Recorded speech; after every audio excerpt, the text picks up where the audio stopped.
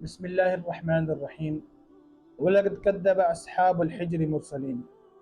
اللہ تعالیٰ فرماتے ہیں کہ ہجر والوں نے یعنی قوم سمود نے پیغمبروں کی نافرمانی کی۔ دیکھیں، قوم سمود نے تو ایک پیغمبر حضرت صالح علیہ السلام کی نافرمانی کی تھی، لیکن اللہ تعالیٰ ایک پیغمبر کی نافرمانی کو تمام پیغمبروں کی نافرمانی قرار دے رہے ہیں، کیونکہ جو پیغمبروں کا جو بیسک مشن ہوتا ہے، جو بیسک مضمون ہوتا ہے، وہ توحید پر ہوتا ہے۔ توحید یعنی اللہ کی عبادت اور اللہ کی غلامی۔ تو اگر کوئی شخص ایک نبی کا بھی، ایک پیغمبر کا بھی انکار کرتا ہے تو وہ اللہ کی نظر میں تمام پیغمبروں کا منکر ہے، تمام پیغمبروں کا انکار کرنے والا ہے۔ اور آگے اللہ نے فرمایا وَآتَيْنَاهُمْ آیَاتِنَا۔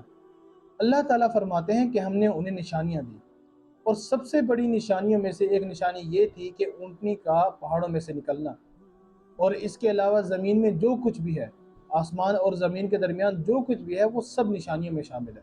فَكَانُوا عَنْهَا مُعْرِضِينَ۔ تو وہ لوگ ان نشانیوں میں اعراض کیا کرتے، ان میں غور نہیں کیا کرتے تھے۔ اور یہی بیماری آج کل کے لیبرل لوگوں میں موجود ہے، جو لوگ اللہ کی نعمتوں کو تلاش تو کرتے ہیں، لیکن اس کے نتیجے میں اللہ تک نہیں پہنچتے، اللہ کو نہیں ڈھونڈ پا رہے۔ وہ یہ نہیں دیکھتے کہ یہ چیزیں خود بخود بنی ہیں، بلکہ اس کو بنانے والا کوئی ہے، اور وہ کون ہے جس نے اتنا خوبصورت نظام اپنے بندوں کے لیے بنایا۔ آسمان سے بارش برس رہی ہے، زمین سے پودے نکل رہے ہیں، اور ان پودوں میں سے فروٹ نکل رہے ہیں، اور وہ ہم کھا رہے ہیں، ہماری تمام خواہشات پوری ہو رہی ہیں۔ تو آج دیکھ لیں دنیا میں کتنے لوگ ہیں، چاہے وہ مسلمان ہوں یا کافر ہوں، وہ سائنسی اعتبار سے تو اللہ کی ہر نعمت پر غور کر رہے ہیں، لیکن اس پر غور نہیں کر رہے کہ یہ نعمت بنانے والا کون ہے اور اس کے حقوق کیا ہیں۔ اور آگے اللہ تعالیٰ فرماتے ہیں وَكَانُوا يَنْحِتُونَ مِنَ الْجِبَالِ۔ اور وہ پہاڑوں کو تراشا کرتے تھے، بیوتن، اس میں گھر بناتے تھے، ان میں گھر بناتے تھے، آمینین، امن کے ساتھ، یعنی بڑی تسلی کے ساتھ وہ پہاڑوں کو تراش کر ان میں گھر بنایا کرتے تھے۔ یعنی وہ اس اعتبار سے تو غور کرتے کہ ان نعمتوں میں ہمارا کیا فائدہ ہے، لیکن اس اعتبار سے غور نہیں کرتے جس اعتبار سے اللہ نے، قرآن نے غور کرنے کا حکم فرمایا ہے۔ فَأَخَذَتْهُمُ الصَّيْحَةُ۔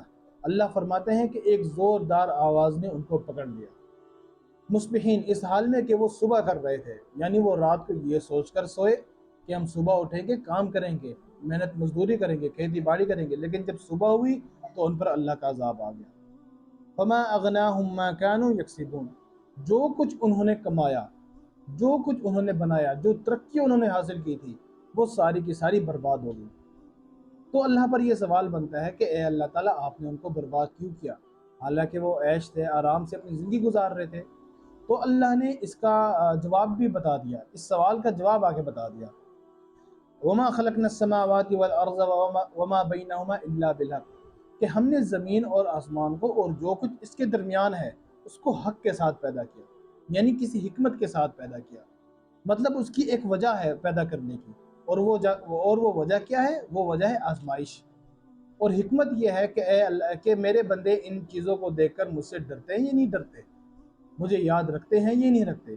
اور اگر اللہ اس قوم کو عذاب نہ دیتا تو یہ اس چیز کی علامت تھی کہ اللہ نے اس کائنات کو بے فائدہ ہی پیدا کیا، انسان کے لیے پیدا کیا ہے کہ وہ کھائے پیے اور مر جائے۔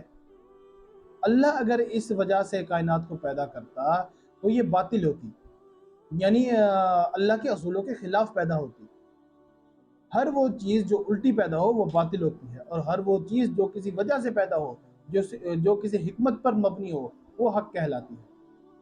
تو اللہ نے فرمایا ہم نے زمین اور آسمان کو اس طرح پیدا کیا جس طرح پیدا کرنے کا حق تھا، اور اللہ فرماتے ہیں ہم ہر شخص کو آزمائیں گے، تاکہ جو اچھے ہیں انہیں کامیاب کر دیا جائے اور جو برے ہیں انہیں سزا دی جائے۔